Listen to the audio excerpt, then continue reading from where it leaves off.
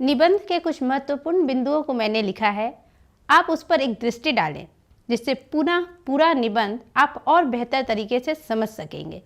निबंध के कुछ महत्वपूर्ण बिंदु, निबंधों में जो महत्वपूर्ण बातें आई हैं वो आप देख सकते हैं। विचार प्रधान ललित निबंध, नाखून क्यों बढ़ते हैं, एक विचार प्रधान ललित निबंध है। मैंने आपको पहले ही बताया था कि ललित निबंध किसे कहते हैं, और इस पूरे निबंध में हजारी प्रसाद द्विवेदी जी ने, जो इस निबंध के लेखक हैं, उन्होंने विचार पूर्वक बातों को रखा है। नाखून प्रतीकात्मक अर्थ, कहने का अर्थ यह है कि यहाँ जो नाखून है वह प्रतीक अर्थ देते हैं। किसका? तो नाखून का बढ़ना, नाखून का बढ़ना, नाखून यहाँ पशुता का प्रतीक है और नाखून का बढ़ना जो है वह पशु वृत्ति का प्रतीक है। नाखून का काटना मनुष्यता का प्रतीक, मनुष्य नाखून को क्यों काटता है?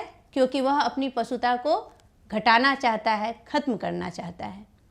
आगे आप देख सकते हैं, मानव प्रगति और हथियारों का विकास। द्विवेदी जी ने कहा है कि हथियारों का विकास करना ही क्या मानव की प्रगति है। आप निबंध में, इसलिए मैंने कहा था कि निबंध विचार प्रधान है, इसे विचार करने की आवश्यकता है हमें कि हथियारों का विकास क्या मानव की प्रगति है। विलास वृत्ति का उदात्तीकरण, जब हम निबंध को पढ़ते हैं तो आपको याद होगा कि वहाँ गौड़ प्रदेश, दक्षिण प्रदेश के लोग नखों को संवारते थे, यानी कि वह विलास वृत्ति का उदाहरण था। प्राचीनता और नवीनता का समन्वय, कालिदास का जहाँ पर जिक्र है, कालिदास के विचारों का, वहाँ प्राचीनता और नवीनता का समन्वय वहाँ आया है। निबंध आपने पढ़ा था और निबंध में मैंने वो बातें बताई भी थी। आगे है मनुष्य की अभ्यास जन्य सहज वृत्तियाँ। लेखक ने कहा है कि मनुष्य की कुछ अभ्यास जन्य सहज वृत्तियाँ होती हैं, जो प्राणी शास्त्रियों के बारे में कहा गया था निबंध में। वहाँ प्राणी शास्त्री ने जो लिखा है, वहाँ क्या क्या लिखा है कि नाखून का बढ़ना, द्विवेदी जी कहते हैं कि नाखून का बढ़ना, केस का बढ़ना, दांत का दोबारा उठना और पलकों का गिरना, ये मनुष्य की अभ्यास से जन्य सहज वृत्तियाँ हैं। मैंने निबंध में आपको इसे समझाया था कि अभ्यास जन्य सहज वृत्तियाँ क्या होती हैं। तो उन वृत्तियों में नाखून का बढ़ना, केस का बढ़ना, दांत का दोबारा उठना, पलकों का गिरना माना जाता है। आगे देखिए, मनुष्य और पशु में अंतर।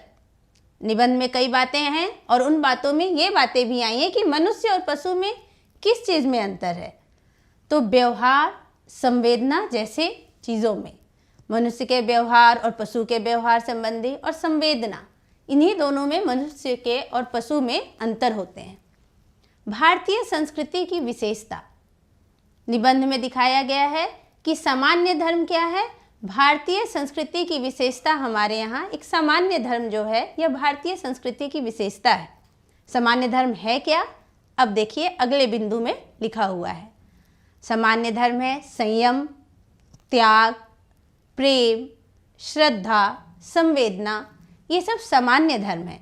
निबंध में इसकी चर्चा की गई है। आगे के निबंधों में आप देखे होंगे लिखा हुआ होगा स्वाधीनता। द्विवेदी जी ने स्वाधीनता शब्द पे भी बड़े गहरे रूप से अध्ययन किया है और उन्होंने बताया है कि स्वाधीनता का सही अर्थ क्या है। स्वाधीनता यानी स्व पर नियंत्रण, हमारा अपने ऊपर नियंत्रण। आधुनिक समाज में असुरक्षा का भय।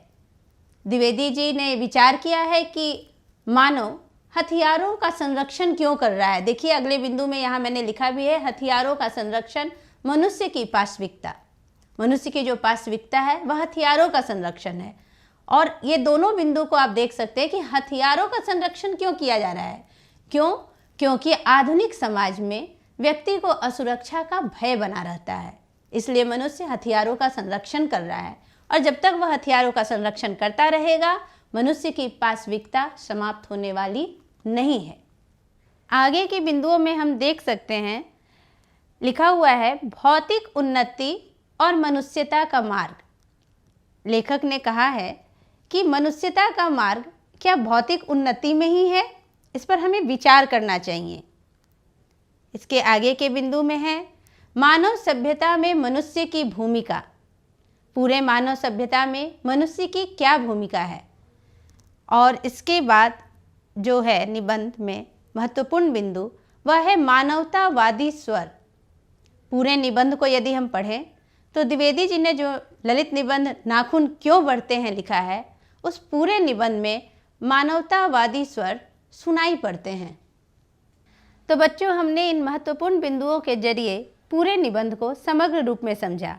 नाखून क्यों बढ़ते हैं, यह प्रश्न लेखक के आगे कैसे उपस्थित हुआ, बढ़ते नाखूनों द्वारा प्रकृति मनुष्य को क्या याद दिलाना चाहती है, लेखक द्वारा नाखूनों को अस्त्र के रूप में देखना तथा मनुष्य द्वारा बार बार नाखूनों का काटना, ये सभी विचारणीय प्रश्नों पर हमने चिंतन किया। कई ऐसी भी बातें निबंध में मिली जो कौतूहल जगाती रहीं, जैसे सुकुमार विनोदों के लिए नाखून को उपयोग में लाना मनुष्यों ने कैसे शुरू किया, स्वाधीनता, अनधीनता जैसे आज़ादी के लिए प्रयुक्त किए गए शब्द, या फिर सफलता एवं चरितार्थता शब्द के अर्थ की महत्ता, हथियारों का संचयन या बाह्य उपकरण की बहुलता मनुष्य की सफलता के द्योतक हैं, किंतु मनुष्य की चरितार्थता है प्रेम, मैत्री, त्याग, सबका मंगल आदि।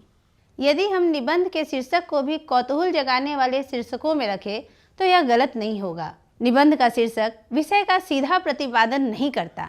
हम शीर्षक पढ़कर पता नहीं कर पाते कि निबंध में क्या है, लेखक क्या कहना चाहते हैं। वस्तुतः शीर्षक व्यंजनापूर्ण है। यदि हम भाषा एवं शैली की बात करें तो इसकी भाषा खड़ी बोली है जो अत्यंत परिष्कृत एवं प्रभावकारी है।